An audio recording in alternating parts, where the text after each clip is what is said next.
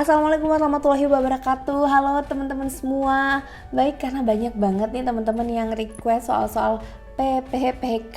Nah, kali ini aku mau buat yang di formasi yang belum pernah aku share sebelumnya, contoh soalnya ya. Nah, ini aku mau share di soal-soal analis kebijakan ya. Jadi ini adalah salah satu formasi juga yang banyak bermunculan di formasi P3K ya teman-teman. Jadi buat teman-teman yang sedang berjuang di formasi ini, semangat ya teman-teman. Dan ini videonya semoga bisa membantu teman-teman semua. Silahkan. Oke teman-teman, kita masuk ke soal yang pertama. Ini adalah aturan paling mendasar mengenai jabatan fungsional analis kebijakan. Oke, soalnya adalah jabatan fungsional analis kebijakan adalah jabatan fungsional tertentu yang mempunyai ruang lingkup tugas, tanggung jawab, dan wewenang untuk melaksanakan kajian dan analisis kebijakan dalam lingkungan instansi pusat dan daerah. Ini adalah bunyi Permenpan RB nomor. Oke teman-teman, silahkan dilihat opsinya. Jadi ini mempertanyakan nomor berapakah Permenpan RB mengenai jabatan fungsional analis kebijakan.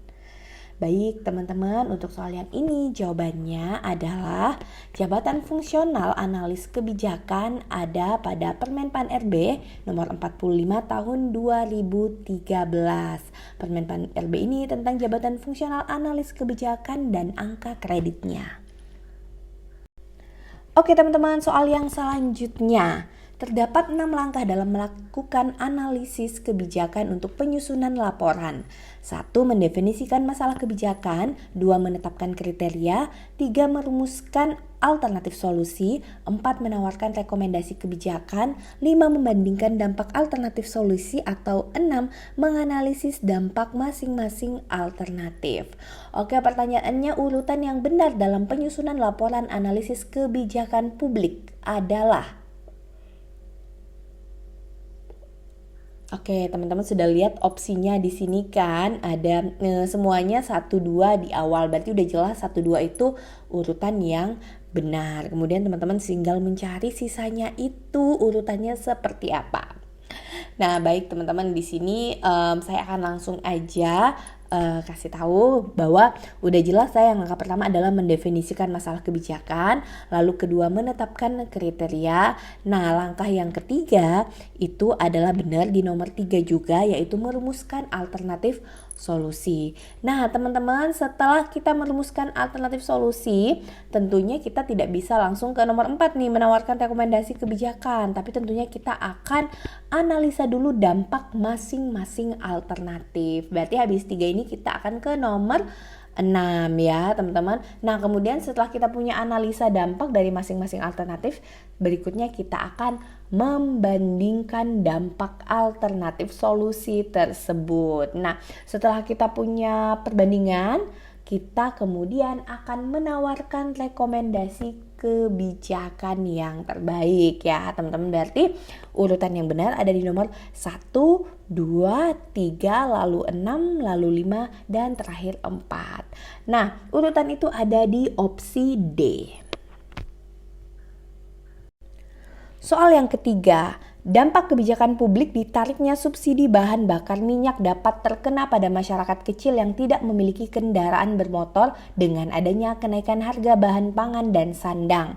Dampak kebijakan tersebut dikenal sebagai dampak A. Biaya tidak langsung atau indirect cost. B. Eksternalitas positif. C. Limbah kebijakan atau spillover effects. D. Tidak diharapkan atau unintended consequences.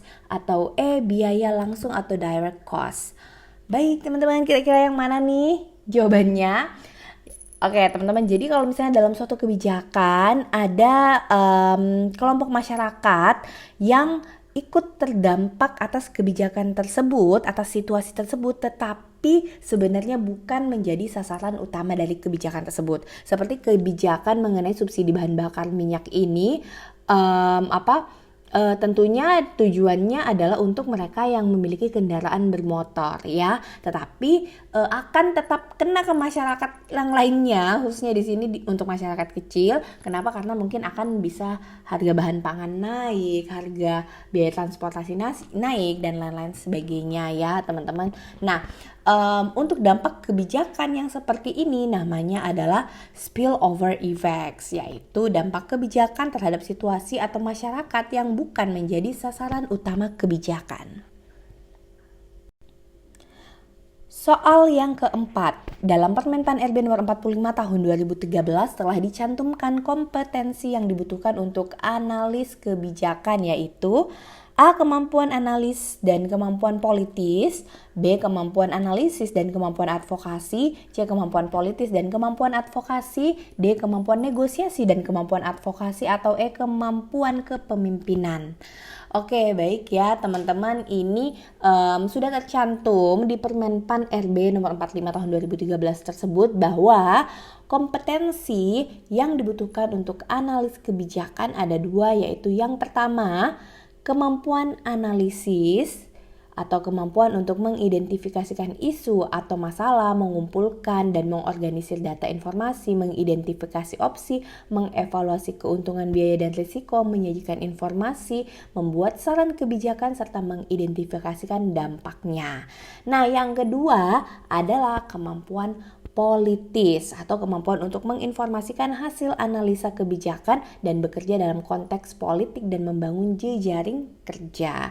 Jadi jawaban yang benar ada di opsi A, kemampuan analisis dan kemampuan politis. Oke, soal yang kelima. Ketika pemerintah membuat suatu kebijakan publik, ketika itu juga pemerintah mengalokasikan nilai-nilai kepada masyarakat. Karena setiap kebijakan mengandung seperangkat nilai di dalamnya.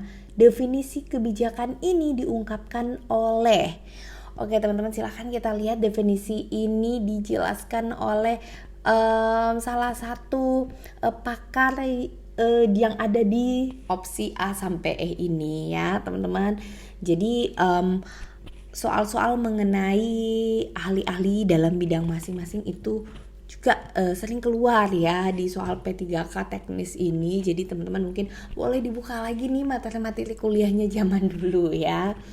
Oke teman-teman, nah untuk soal yang kelima ini definisi bahwa kebijakan adalah ketika pemerintah membuat suatu kebijakan publik, ketika itu juga pemerintah mengalokasikan nilai-nilai kepada masyarakat, karena setiap kebijakan mengandung seperangkat nilai di dalamnya, adalah definisi kebijakan yang diungkapkan oleh David Easton. Jadi jawaban yang benar adalah B.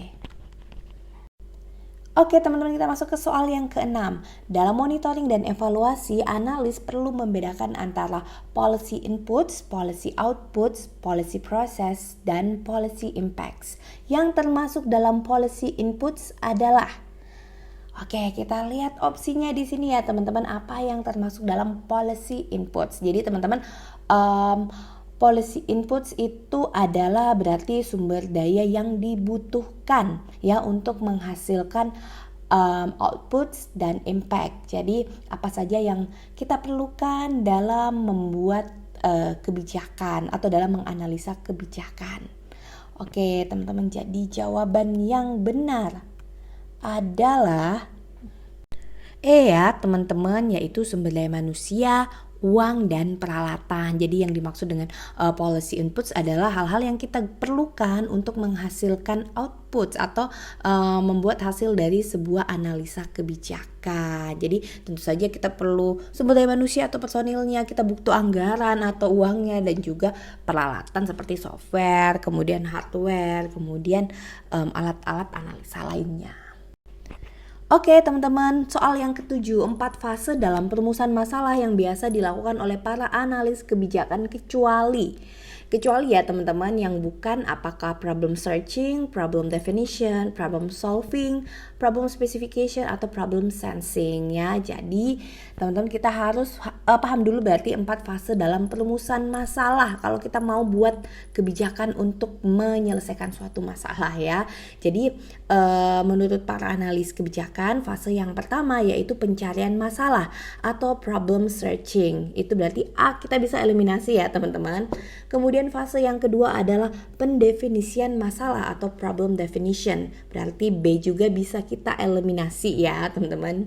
Nah kemudian Dengan mendefinisikan masalah dalam istilah yang paling mendasar dan umum, kita masuk ke fase ketiga, yaitu spesifikasi masalah atau problem specification ya. Berarti D ini bisa kita eliminasi juga ya teman-teman. Nah kemudian dalam fase problem specification itu masalah substantif berubah menjadi formal. Jadi definisi masalah yang sebenarnya itu apa. Kemudian masalah yang telah dirumuskan tadi secara spesifik dan jelas akan memasuki fase yang keempat, yaitu pengenalan masalah atau problem sensing. Jadi E ini juga bisa kita eliminasi. Berarti teman-teman yang tinggal di sini yang bukan fase perumusan masalah ada di opsi C, yaitu problem solving ya. Jadi ini jelas ya teman-teman, problem solving pasti bukan bagian dari fase perumusan masalah, karena problem solving itu sudah masuk di dalam bagian penyelesaian masalah, bukan perumusan lagi ya teman-teman. Jadi kalau kita mau jawab secara logika pun tanpa hafal 4 fase ini juga bisa dengan cara itu. Kita lihat bahwa solving berarti penyelesaian ya, sedangkan di sini yang ditanya fase-fase dalam merumuskan masalah. Oke teman-teman, kita masuk ke soal yang ke-8. 3 elemen penting dalam sistem kebijakan publik menurut Dan adalah, kita lihat ya teman-teman opsinya di sini. Oke, jadi saya langsung aja menjabarkan 3 elemen penting dalam sistem kebijakan publik menurut Dan itu adalah yang pertama, lingkungan kebijakan atau policy environment, kemudian yang kedua kebijakan publik atau public policy, kemudian yang ketiga adalah pelaku kebijakan atau policy stakeholders. Jadi teman-teman jelas jawaban yang benar di sini ada di opsi A. Oke, berikutnya kita masuk ke soal yang ke-9. Masalah kebijakan di satu bidang sering berpengaruh pada masalah kebijakan di bidang yang lain. Pernyataan tersebut merupakan esensi dari karakteristik masalah yang disebut oleh Dan sebagai, oke, apakah itu artifisial, B subjektif, C dinamis, D interdependensi, atau E objektif? Oke teman-teman, sebenarnya ini juga soal yang bisa kita jawab dengan logika ya teman-teman. Jadi kalau kita lihat sesuatu tuh sesuatu bisa mempengaruhi bidang yang lain, berarti ada saling ketergantungan ya. Kalau suatu hal atau kebijakan di bidang lain bisa mempengaruhi bidang lain juga, berarti mereka saling ketergantungan. Nah bahasa Inggrisnya ketergantungan adalah interdependensi ya, atau saling ketergantungan antara bidang atau antara orang ya. Jadi jelas banget di sini jawabannya adalah D ya. Jadi salah satu karakteristik masalah adalah interdependensi atau saling tergantung, yang artinya masalah kebijakan di satu bidang sering berpengaruh pada masalah kebijakan di bidang yang lain. Oke teman-teman, kita sampai ke soal yang terakhir, soal yang ke-10. Proses penyediaan informasi mengenai konsekuensi di masa mendatang dari penerapan alternatif kebijakan disebut dengan, apakah alternatif kebijakan, perumusan kebijakan, prediksi, pengambilan keputusan, atau evaluasi kebijakan ya teman-teman. Ini juga bisa kita jawab dengan logika teman-teman kalau lupa nih materinya ya. Jadi ini dikatakan proses penyediaan informasi mengenai konsekuensi di masa mendatang ya. Jadi teman-teman, hal-hal yang mengenai masa mendatang atau yang belum terjadi dalam setiap keilmuan itu pasti sesuatu yang ada informasinya tentang masa mendatang, tidak ada yang bersifat pasti. Semuanya pasti sifatnya adalah prediksi atau ramalan ya teman-teman. Jadi tentu saja ini jawabannya adalah C, prediksi. Oke teman-teman, itu tadi 10 contoh soal untuk formasi PPPK analis kebijakan ya. Jadi semoga teman-teman terbantu, dan apabila teman-teman rasa ini bermanfaat untuk teman-teman maupun teman-teman yang lainnya, tolong di-share dan jangan lupa di-subscribe YouTube channelnya ya teman-teman. Terima kasih.